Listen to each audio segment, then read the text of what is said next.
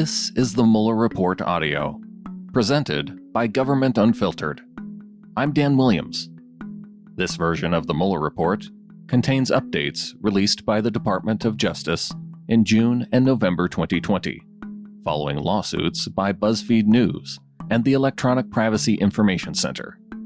Due to these new releases and through the support of your donations, I'm re-releasing the Mueller Report audio to replace the previous versions and compiling the subsections into their larger sections. The previous episodes will be archived and available at MuellerReportAudio.com. To keep these episodes commercial-free and free for everyone to access, this podcast operates on the value-for-value model. I produce the audio, and you decide what it's worth. You can donate at MuellerReportAudio.com, or, as I continue to read public documents and make them available here in audio format, you can support with a recurring monthly donation at patreon.com/TimberlaneMedia.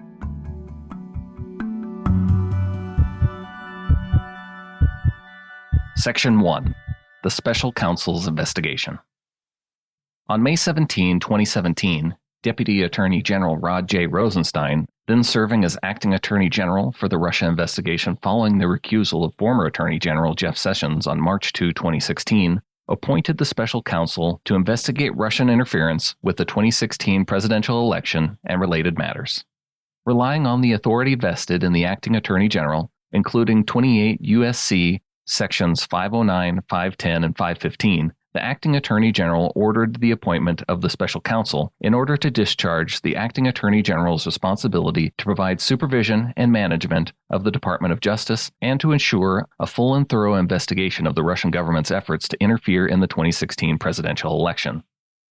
The Special Counsel, the order stated, is authorized to conduct the investigation confirmed by then FBI Director James B. Comey in testimony before the House Permanent Select Committee on Intelligence on March 20, 2017, including 1. Any links and or coordination between the Russian government and individuals associated with the campaign of President Donald Trump, and 2.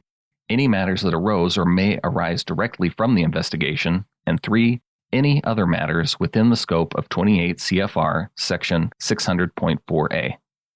Appointment Order Paragraph B, Section 600.4, affords the Special Counsel the authority to investigate and prosecute federal crimes committed in the course of, and with intent to interfere with, the Special Counsel's investigation, such as perjury, obstruction of justice, destruction of evidence, and intimidation of witnesses.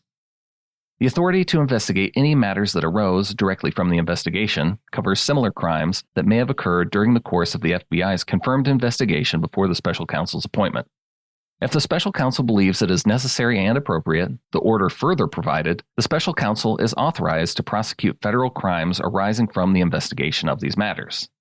Finally, the Acting Attorney General made applicable Sections 600.4 through 600.10 of Title 28 of the Code of Federal Regulations.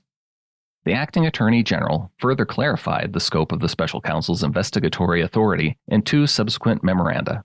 A memorandum dated August 2, 2017, explained that the appointment order had been worded categorically in order to permit its public release without confirming specific investigations involving specific individuals.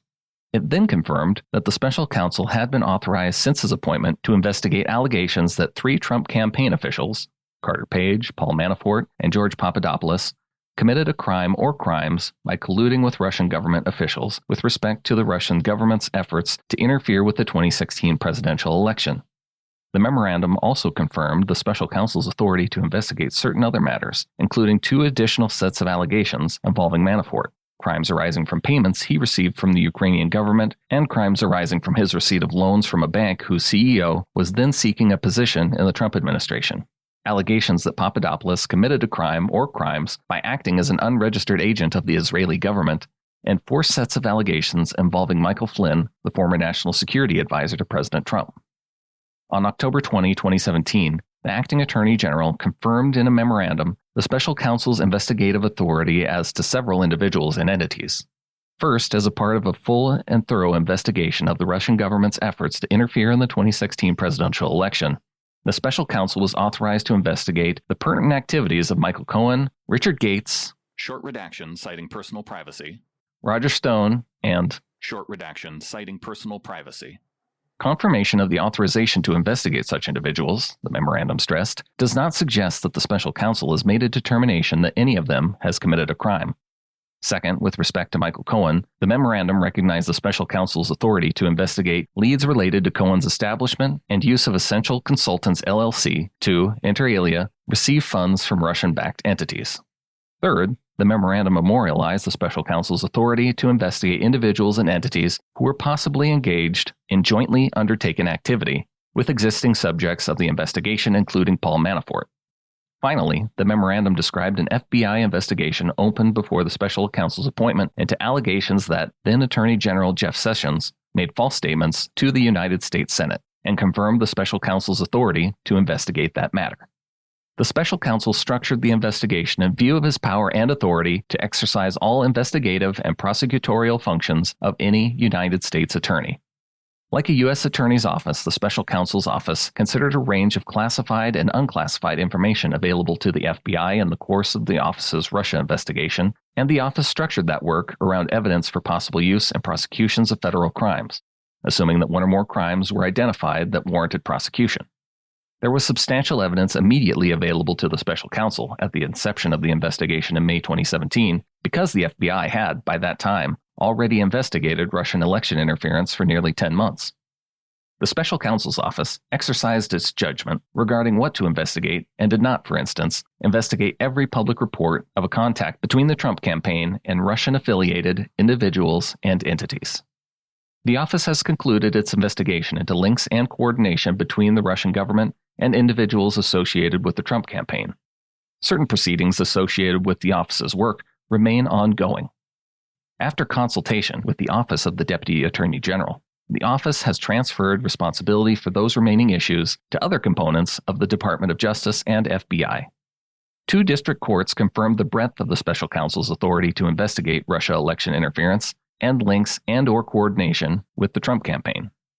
In the course of conducting that investigation, the office periodically identified evidence of potential criminal activity that was outside the scope of the special counsel's authority established by the acting attorney general. After consultation with the Office of the Deputy Attorney General, the office referred that evidence to appropriate law enforcement authorities, principally other components of the Department of Justice and to the FBI. To carry out the investigation and prosecution of the matters assigned to him, the special counsel assembled a team that at its high point included 19 attorneys, 5 of whom joined the office from private practice, and 14 on detail or assigned from other Department of Justice components.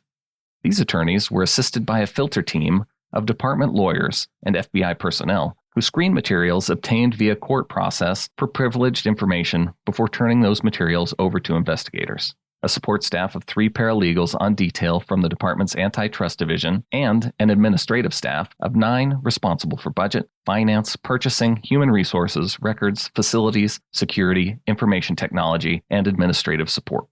The special counsel attorneys and support staff were co-located with and worked alongside approximately 40 FBI agents, intelligence analysts, forensic accountants, a paralegal, and professional staff assigned by the FBI to assist the special counsel's investigation. Those assigned FBI employees remained under FBI supervision at all times. The matters on which they assisted were supervised by the special counsel. During its investigation, the office issued more than 2,800 subpoenas under the auspices of a grand jury sitting in the District of Columbia, executed nearly 500 search and seizure warrants, obtained more than 230 orders for communications records under 18 U.S.C. Section 2703D, obtained almost 50 orders authorizing use of pen registers, made 13 requests to foreign governments pursuant to mutual legal assistance treaties, and interviewed approximately 500 witnesses, including almost 80 before a grand jury. From its inception, the office recognized that its investigation could identify foreign intelligence and counterintelligence information relevant to the FBI's broader national security mission. FBI personnel who assisted the office established procedures to identify and convey such information to the FBI. The FBI's counterintelligence division met with the office regularly for that purpose for most of the office's tenure. For more than the past year, the FBI also embedded personnel at the office who did not work on the special counsel's investigation, but whose purpose was to review the results of the investigation and to send, in writing, summaries of foreign intelligence and counterintelligence information to FBI HQ and FBI field offices. Those communications and other correspondence between the office and the FBI contain information derived from the investigation, not all of which is contained in this volume. This volume is a summary. It contains, in the office's judgment, that information necessary to account for the special counsel's prosecution and declination decisions and to describe the investigation's main factual results. Thank you for listening to this episode. This show operates on the value for value model. I make the show available, commercial-free, and you decide what it's worth. You can return the value in any way you choose. One way is by going to MuellerReportAudio.com and clicking on the Donate button, or supporting with a recurring monthly donation at patreon.com/TimberlaneMedia. For your donation and to show my appreciation, I will recognize your name and donation amount in an upcoming episode. Or you can remain anonymous by going to glow.fm/insider. You can also value these episodes by sharing the show and telling your friends. Or you can follow on Twitter @GovUnfiltered or at facebook.com/governmentunfiltered. Thank you for helping make public documents like this one accessible through audio.